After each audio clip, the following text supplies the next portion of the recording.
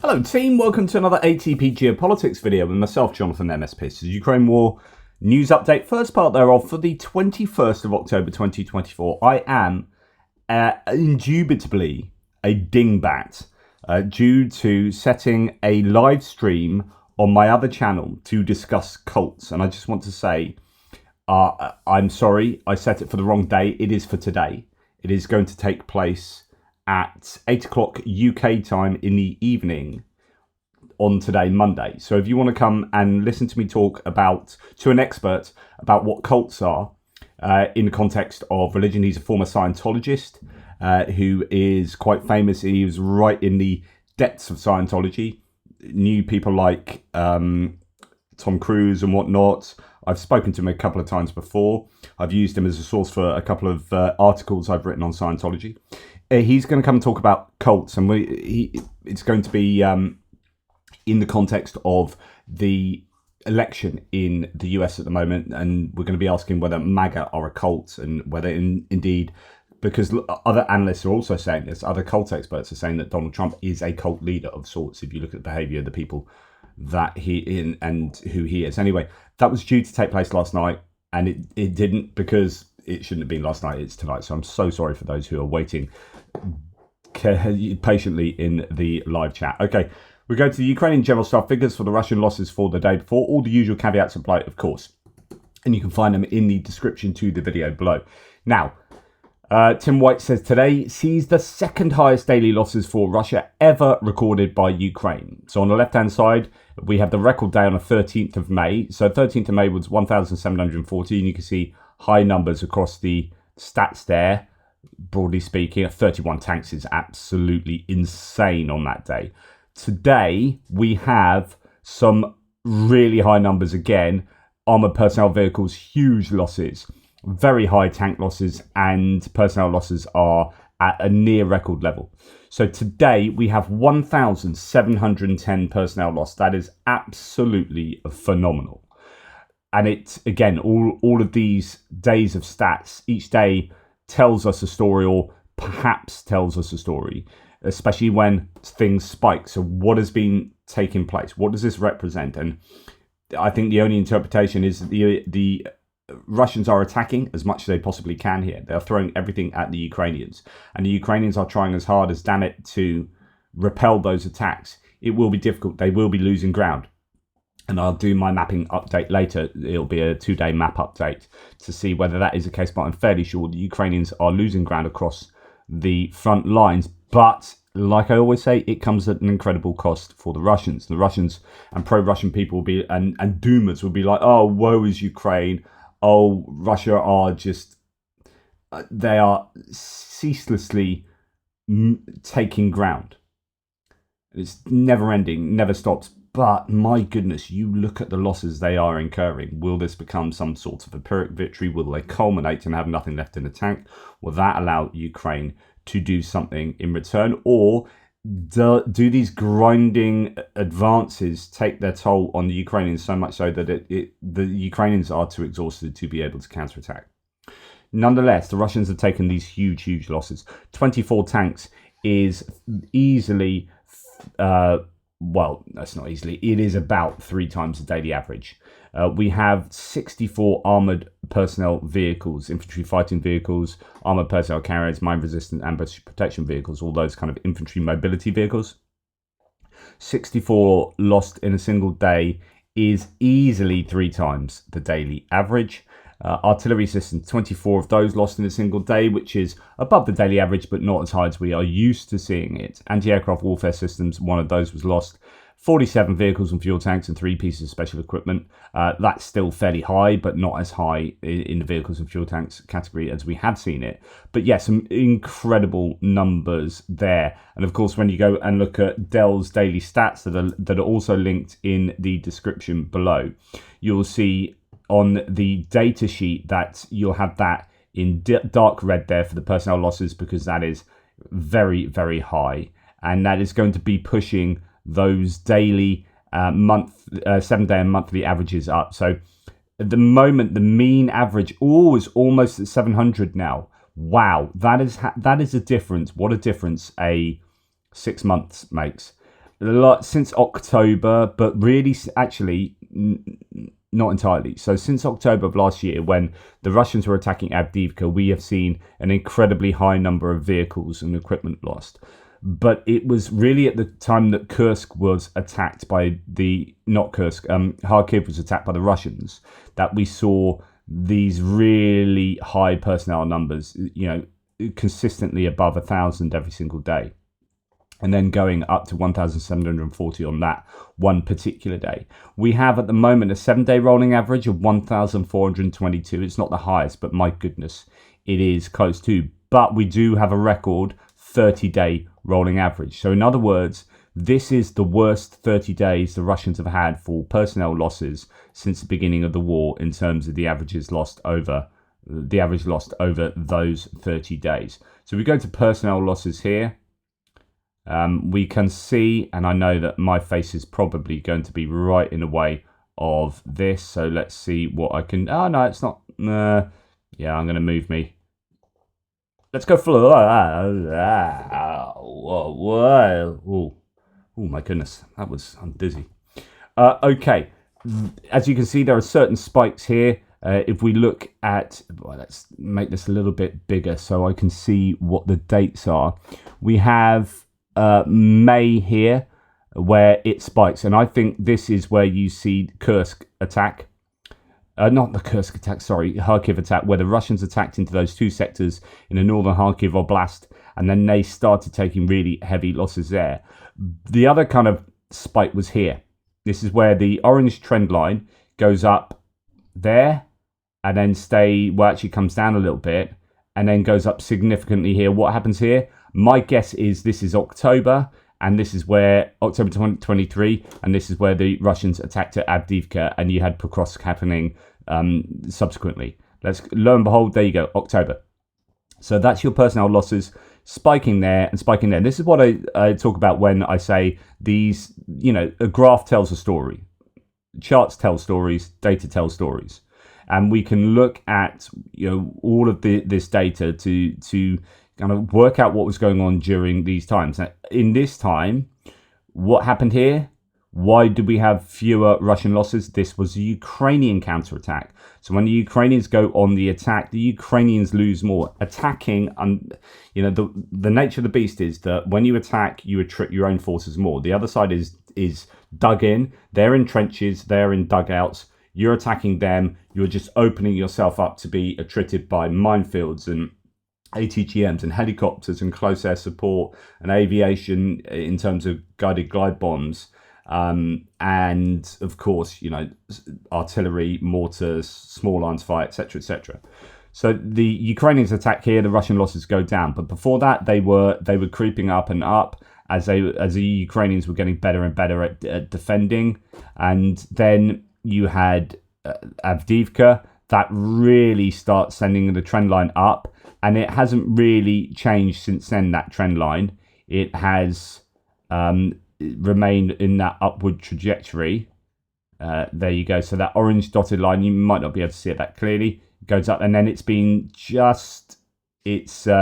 trended more steeply upwards over the last couple of weeks, and really actually this month has been bad, hasn't it? So yeah, that's what's going on there. When you look at something like, I don't know, APVs is probably a good one to represent equipment losses.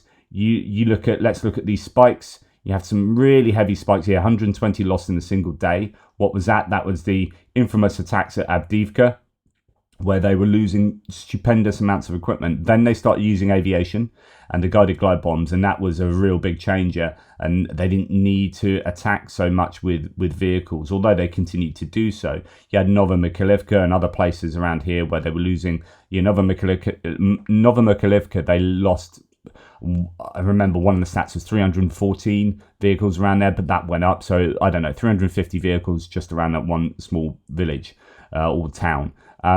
And then that went down, and now it's going back up again. As what's been happening recently? Well, the Russians have been attacking pretty much everywhere, of course. Pokrovsk. We've also seen down near Vuhledar, but also Kursk, where they're really pressuring in Kursk, and they've started losing more vehicles than the Ukrainians in Kursk. So this is why we see a general trend line going upwards, as the APV losses over the last month have been much higher. In fact, if we look at APVs, then we are looking at 33.47 as a 30-day rolling average. That is almost a record. So 34.3 is a record for a 30-day rolling average. This is 33.47. So you are seeing incredibly high numbers of losses at the moment. And that is showing that the Russians really are attacking. They are throwing everything at the Ukrainians. And the Ukrainians are repelling them, doing a really good job at attriting the Russians. But, that comes at a cost to the Ukrainians, of course, as well. Okay. Right, War Translators Dmitry says, grim testament to the insane losses and reckless actions to which Russian commanders are sending their soldiers. This time the focus is on the Kurakovo direction. So if you can imagine Pokrovsk in the middle of the eastern front line, so you've got Svatova, Kupiansk, Svatova, Kremina, Serebyansky Forest, Bakhmut and Chasiv Yar, Pokrovska, and then kind of level below that, you've got Karakovo just below some reservoirs. That is one of the targets for the Russians and has been since forever, right? So there is a lot of pressure towards Karakovo from the Russians. This time the focus is on Karakovo direction, specifically the village of Maximilianivka. So that is just to the west of Mariinka, if you remember Mariinka.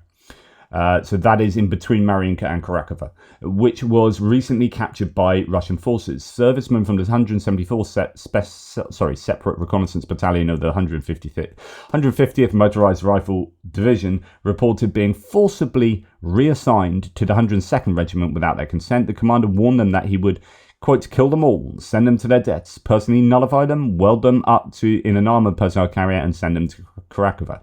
It's not the first incident. Previously transferred personnel to the 102nd Regiment have either been killed or reported missing. So more anecdotes, but although the plural of anecdotes isn't data, there is something to be said about a plethora of anecdotes that all saying the same thing. And I think at some point you go, yeah, okay, things are not well. Meat assaults, poor management of the troops and whatnot, and this seems to be a systematic problem with the Russians. But that is how they do their thing. That is how they take Maximilianivka, right? They take that because they're sending people like this in. And you may get a few that desert and kick up a fuss and whatnot and get sent into their little pits as prisons. But the majority probably do what their horrible commanders say, and they grind themselves out into non-existence. But the Russians do take that territory. Right, we are seeing some drone footage here of the Rusich, openly showing footage, that's a Russian unit, of dropping a munition containing a chemical weapon, chloropicrin, onto Ukrainian positions from a drone. So arguably a bit of a war crime going on there with chemical weapons being used by the Russians. There have been an awful lot of incidences of this happening, and I think they have been registered by the Ukrainians. Right, the Ukrainian GUR, so the intelligence department, basically claims to have killed a Russian Air Force Tu-22 M3 bomber pilot, Dmitry Golenkov, in a targeted assassination. Golenkov was reportedly responsible for the Amstor shopping centre and Dnipro-Soborny district apartment attacks, killing 68 civilians. Wow, and the Dnipro apartment attack was terrible. He was even interviewed, I think, by Pravda, and he was like, yeah, what are you going to do about it type thing. He was like, Crimea is ours, all these territories are ours, and he's unapologetic, it appears, and now that might have resulted in his death. I think he was killed with a hammer, basically. He was battered to death. Interesting to wonder who they get to do these things. This is a pretty high value target, and in the sense that I wonder if you'll have other pilots thinking, looking behind their back and security going up, and that is a person who can do. He's obviously an experienced pilot and does a job there, a horrific job. But I think there might be a case for the Russians to be a little bit worried. Okay, we're going to go to a comment from a viewer here. This is Biber51. Thanks for this. E before I, because I in German, so I presume that's Biber and not Bieber. Hi, love your stuff. Watch every day. I live in the UK. I've thought about a topic you mention every day that no one considers in any detail. In the daily hits, losses, etc., a column is allocated to damaged and abandoned, which totals a fair percentage of equipment left on the field of battle. My query is how much of this is recovered, made good, and put back into combat. As the Russians are on the offensive, then most of this kit is close to Ukrainian lines, so must be a tempting target for recovery. Are there any stats on how much kit is recovered? How much kit does Ukraine recover? If successful recovery by Ukraine, it would add considerably to their hardware. Love to hear what you can find out on the topic. I know in the early stages of the war, Ukraine did recover a lot of Russian hardware. Yeah, when battles become positional, it's very difficult to do that. When you've got maneuver warfare, and we see this up in Kursk, right, where you've got maneuver warfare taking place, there aren't the trenches that people are dug into, and so you have units fighting against units and moving and combined arms maneuvers, exactly how kind of armies have been trained to fight. We haven't really had NATO training on trench warfare probably for a long time, but that's how this war has turned out in the main. Kursk is interesting, so it's very different style of fighting, or at least has been, and as a result, that's where you see an awful lot more captured vehicles. We are seeing captured vehicles coming from Kursk, as not really so much anywhere else. It does happen, but not nearly as often, because they're in the normal, on the normal front line, say in, I don't know, Chasiv Yar, or it's probably a bad example, Pokrovsk, where you got people dug in. You got the main trench line going diagonally across the top of Pokrovsk, and you'll have Russian forces driving and moving against those dug-in lines. You blow those things up with FPV drones. They are out in the grey zone, really, and to recover those is going to be very difficult, because you send out your recovery vehicle and that gets hit by the Russian FPV drones and mortars and whatnot. So it generally gets left there until Russia kind of move over it. Then they can recover all those vehicles. So I would imagine the advancing forces are going to be recovering an awful lot more. Does it get recovered in the grey zone when it's an active grey zone? We do see the loss of quite a few recovery vehicles on Andrew Perpetua's loss list. But also, and we have talked about this before, and I did some videos on where I talked about this back in April particularly, and this was due to Andrew Perpetua's thread here. So he said back in March, actually, end of March, going through high reds, finding vehicles we missed, all the green eyeballs we didn't know about. Russia loses more vehicles than we know from video alone. Although they've also recovered a bunch, I need to make a recovered vehicle icon, maybe a red ring instead of gold.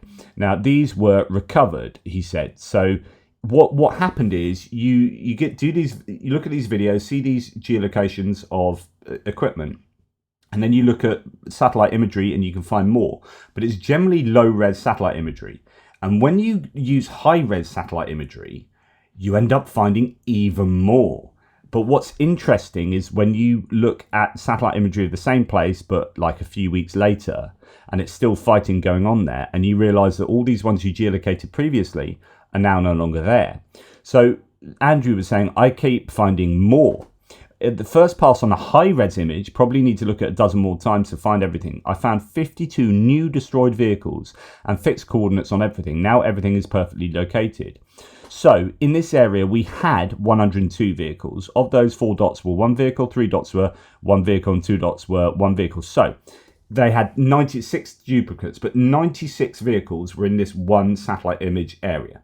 96 vehicles lost, but then they found another 52 vehicles, which is, so the first point, and I was making this back then, is that when you're generally doing the geolocation, if this can be extrapolated, right, then you only have 2/3 of what is actually there. So here they had about 100 out of 150 vehicles had been found until high-res satellite imagery.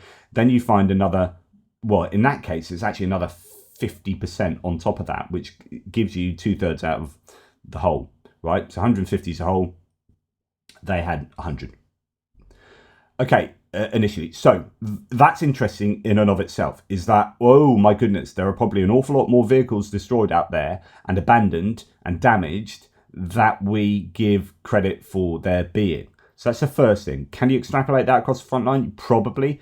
Is that particular instance the numbers you can extrapolate by? Who knows? But certainly there are more losses out there. So when we look at the Ukrainian General Staff figures, the claims, and then you look at the visually confirmed, and you're like, there's a big difference here between visually confirmed and claimed. Just from this instance, you can say, well, actually, we know that the claimed is undercounting by a significant margin, because when Andrew Perpetua's team has got high-res imagery of certain areas, they found way more. So we know that there is, every day, there's going to be this difference between the two. But then it's about the recoveries here. So I combined the duplicates, and they were all super low res imagery and hard to analyze at the time. 13 vehicles were recovered. That means about 13.5% of the identified vehicles were recovered. So go back to 96. So forget the 50 extra ones that we missed, because actually we can't count whether they were any more of those missed ones were recovered.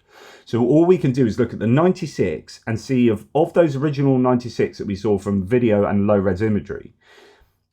When we then looked at high-res imagery from later, how many of these ones were still there and how many had been taken? And 13 out of 96 were taken, which means that you had a 13.5% recovery rate, and this is in a grey zone area. So then he found the 52 unmapped vehicles. So that is 13 recovered and currently 135 destroyed and abandoned equals 148 total. That's about 7.5 vehicles per square kilometres. I'll probably find more. He said about 10% recovered is about what I've seen every time I've bought an image. Actually, I think the last image I bought, which had around 150 vehicles on it, around 5% were recovered. Every image I bought, I was missing a substantial number of vehicles. Even between a third and 2/3 of the vehicle total were missing. So actually, we looked at a third being missing from that Terny area. So this is in the Terny area, just northwest of Serebiansky Forest. But he's saying that other times, like between a third and 2/3 were missing. So the undercount is even generally bigger than that, bigger than 52 out of 100, whatever it was, third. Let's say 50 out of 150. So I think this is really interesting. And I don't know if he's updated his analysis since then and his understanding, but it looks like although there were 13.5% recovered here, he reckons that maybe 5% onwards, 10% recovered. He said the last one's 5%. So he seems to think around 10% is your average. So hopefully that answers that question.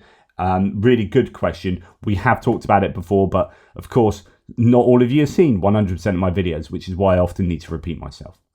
Okay, so going off from that, I'm back to another person dying, possibly being assassinated. Sorry, I got that comment stuck in the wrong place there. Former top manager of Russian oil company has been found dead in Moscow. He, quote, fell out of a window. Mikhail Rogachev, a former vice president of the Russian oil company Yukos, has been found dead in Moscow. So that is, don't hang out close to windows. I mean, Russia is a dangerous place to live, that's for sure. Okay, we're on to distance strikes now, and we have another night of a massive wave of Russian Shahed-type drones and a number of missiles as well. So, 116 drones. It's a huge wave. 45 were taken down by electronic warfare. Wow, 59 by conventional interception. So that gives you 90. That's 104. And we have 12 left, of which another 10 are still in Ukraine's airspace. So at that point, 2 had obviously got through and hit on or near the target.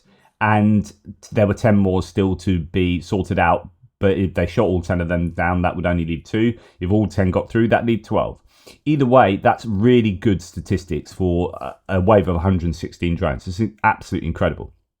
The Ukrainians doing a really good job there. 0 out of 1. In fact, there's footage out there of a heavy machine gun on the back of a SUV taking out a drone. So there's an example of a response, one of those fast response air defense units.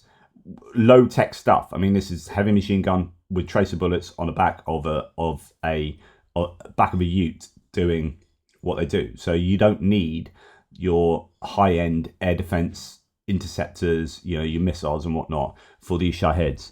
As long as you've got good target acquisition, that's how you want to do it. It's a lot cheaper. Okay. 3 missiles by the looks of it. Iskander-M or KN-23 North Korean ballistic missile. 0 out of 1. 0 out of 1 KH-35 anti-ship missile and 0 out of 1 KH-31P anti-radar missile. So 3 missiles did get through. Don't really know where they hit. Now, Lloyd Austin's, the defense secretary for the US, is in Kiev at the moment. Surprise visit. Russia significantly increased drone strikes, he says, against Ukrainian targets across the country. Attacks have increased from 350 strikes in July to 750 in August to 1,500 in September, according to 2 Western officials. So this is a quadrupling. I've told you about the stats of drones and how they've gone absolutely through the roof. This is a quadrupling, and it is really challenging for the Russians. And you can tell that here's Dell's stats. I bloody love Dell's stats. Look at the steepness, the gradient of that blue line, which is the total number of drones fired. The steeper it is, the more you have. And also the higher your orange lines and the more frequent the orange lines, then the more drones are being sent. And so this very clearly indicates, and you see that yellow or orange dotted line, the trend line going upwards, very much indicates that the Russians are indeed sending an absolute ton of these, far more than they were previously. So Lloyd Austin is not wrong. Russians hit a kindergarten in Zaporizhia. 4 people were injured. 2 of them were rescued by rescuers from under the rubble, according to state emergency services. NOAA report says this morning Russia struck a residential area in Zaporizhia. According to the regional administration, at least 6 people were injured, including a 49-year-old man, 48-year-old woman in critical condition, 3 others in moderate conditions. Nearby houses were also damaged by the blast wave. So residential areas getting hit. Very strong attack by Russia overnight, which is mostly covered by the end of yesterday's thread, said Tim White. The worst attack in terms of civilians was in Kharkiv, where 13 were injured. Various houses were hit and a big apartment block. Typical Russian attacks. It seems to be residential after residential after residential. Of course, you can't tell whether this is because the drones were shot down en route to taking out more significant targets in terms of military strategy. Kiev also suffered damage. Officials say all the drones were shot down, but there's a big chunk taken out of a roof of an apartment block in the village of Hlevaka. Falling debris is blamed. 1 man suffered burns, but has not been kept in hospital. More from the scene in Kiev, so you can see what goes up must come down, and that does cause an awful lot of trouble for the Ukrainians. And here we have Tim White talking about what took place in Zaporizhia, but also Kryvyi Rih, where a ballistic missile has rocked the city. Explosions there this morning. And in Zaporizhia, a housing block was hit. 5 people have been injured, etc., as we have already heard. In Kryvyi Rih, a ballistic missile hit for the second time in hours. So 2 of those missiles were evidently aimed at Kryvyi Rih. No news of injuries yet, but that has taken place there. These videos are taken during recent effort, and then the second clip this morning shows the damage just taken half an hour before the next missile arrived. So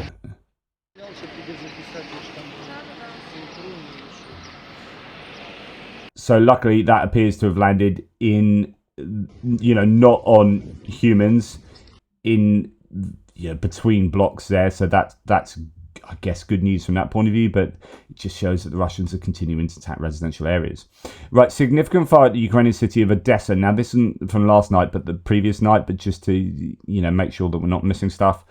Odessa's been targeted routinely over the last month or so, and they are really trying to take out the Ukrainian ability to export goods from there. And also from 2 nights ago, I did kind of mention this, but we mustn't forget that there are these strikes that take place and we don't often know what the outcome is. So Russian Telegram channels report a drone attack on a military airfield in Lipetsk region of Russia last night. Russian Su-34, Su-35s and MiG-31s, this is not last night but the night before of course, are based at that airfield, and you can see a big explosion in that blurred footage. There's been no official confirmation. No drone attack was reported by the local governor's Telegram channel. Again, we don't really know the details of these strikes, even 2 nights later. So just remember, there are things happening all the time. There might have been stuff happening last night from Ukrainians on the Russians. We just don't know about it. We don't always get the information back. Right, Russian authorities detained 18 North Korean soldiers who abandoned their positions. Remember, I reported this the other day, 18 deserters. They've now been apparently captured, according to an intelligence source with the Kyiv Independent. Who knows whether it happened and whether that happened. But those are the rumours coming from, certainly from the Ukrainian intelligence. Now, Jake Bro says, and I had Jake Bro on for a fascinating live chat the other night. I disagreed a little bit with him about what he said about North Koreans. He was quite positive about Ukraine's ability to contain the North Koreans, and that, you know, it's just a month's worth of troops type thing. And I know some people like saying, actually, Ukraine are attriting like 30-odd thousand. This is 10,000, 12,000. So, you know, do your maths. No, a month's worth of troops doesn't mean that you're only going to lose North Korean troops, right? So you're going to spread those out. It's not going to be, the idea is that you attrit 300 a day or whatever, and then, or however many. Point being is that for someone like Jake, it's like, this isn't too much of an issue for the Ukrainians. But someone like me, I'm like, any extra troops and any extra resources will kill Ukrainian soldiers and will use up really vital resources. So I am worried. Now, Jake then says, if you are confused as to why, and this is a good point, I think, here, if you're confused why there is almost no reaction from the US in response to North Korea sending soldiers to Ukraine, it's because they are looking for a reaction. Interesting. So Kim Jong-un is doing this to panic people about talks of World War III less than 3 weeks before our election to help Trump return to the White House. There will be a more forceful response to this escalation from the US after November the 5th. Kim Jong-un wants Trump back in to have him lift sanctions on his country so that North Koreans can more freely engage in criminal activities around the world. These two guys declared they are in love with each other. So remember, you know, stuff like this. Hey, that was a big, big problem. And you know the interesting, when I did it, and I was really being tough, and so was he, and we would go back and forth, and then we fell in love, okay? No, really. He wrote me beautiful letters, and they're great letters. We fell in love. But you know what? Now they'll say, Donald Trump said they fell in love. How horrible. How horrible is that? So unpresidential. And I always tell you, it's so easy to be presidential, but instead of having 10,000 people outside trying to get into this packed arena, we'd have about 200 people standing right there. Okay?